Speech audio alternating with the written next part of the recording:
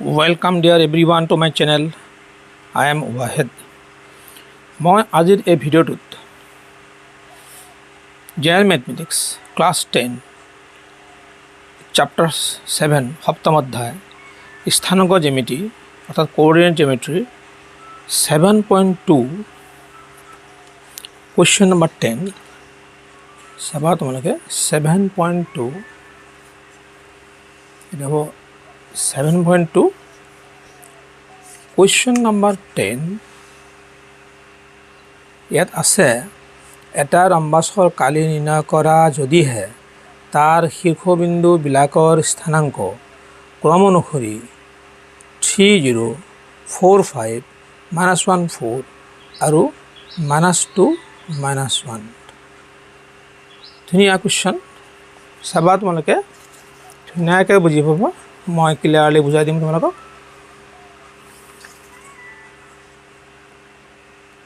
চাবা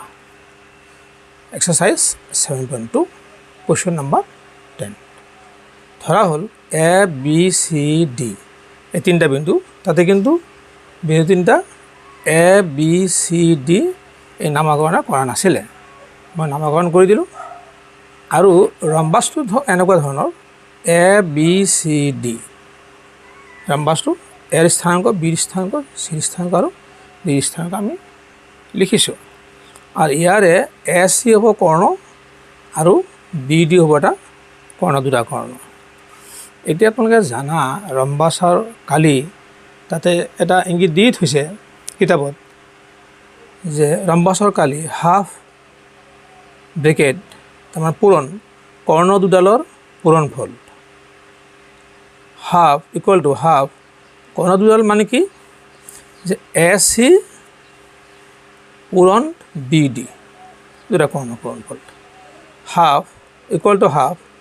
এ চিৰ যিটো আমাৰ দূৰত্ব হ'ব এ চি যিটো দূৰত্ব এ চি দূৰত্ব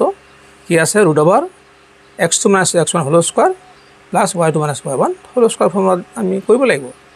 চ' √() কি আছে আমাৰ x2 - x1 এটা হ'ল x2 আমি যেহেতু বিন্দুটো আমাৰ এ চি এ বিন্দুটো আগত লোৱা হৈছে চি বিন্দুটো পিছত লোৱা হৈছে যিটো পিছত লোৱা হয় x2 y2 আৰু যিটো আগত লোৱা হয় x1 y1 গতিকে আমি কি পালোঁ হাফ ব্ৰেকেট √(x2 - x1) এটা হ'ল x2 - x1 এইটো whole square plus y2 - y1 0 whole square into আছে বি ডি আমি চাম বি ডি যিটো বিন্দু আগত লোৱা হৈছে এইটো x1 y1 হ'ব আৰু যিটো পিছত লোৱা হৈছে x2 y2 হ'ব গতিকে x2 - x1 whole square x2 - x1 এয়া whole square plus y2 - y1 y2 এইটো চাবা তোমালোকে -y1 হোল স্কোৱাৰ ইয়াতে চাবা হাফ ইকুৱেল টু হাফ √(1 - 3 -4 -4 যদি আমি স্কোৱাৰ কৰোঁ তেতিয়াহ'লে কি হ'ব 16 হ'ব কাৰণ মাইনাছ নাথাকে তাত যিহেতু ঘাতটো যুগ্ম সংখ্যা আছে গতিকে -4 স্কোৱাৰ মানে 16 প্লাছ 4 স্কোৱাৰ জিৰ'টো কোনো ভেলু নাই 4 স্কোৱাৰ মানে 16 ইনটু -2 -4 -6 স্কোৱাৰ আছে 6 × 36 মাইনাছটো নাথাকে এইকাৰণে যে সূচকটো যুগ্ম সংখ্যা আছে এই দুইটো সেইকাৰণে মাইনাছ চিন নাথাকে গতিকে 6 × 36 প্লাছ -1 -5 -6 হ'ল আকৌ স্কোৱাৰ গতিকে 6 × 36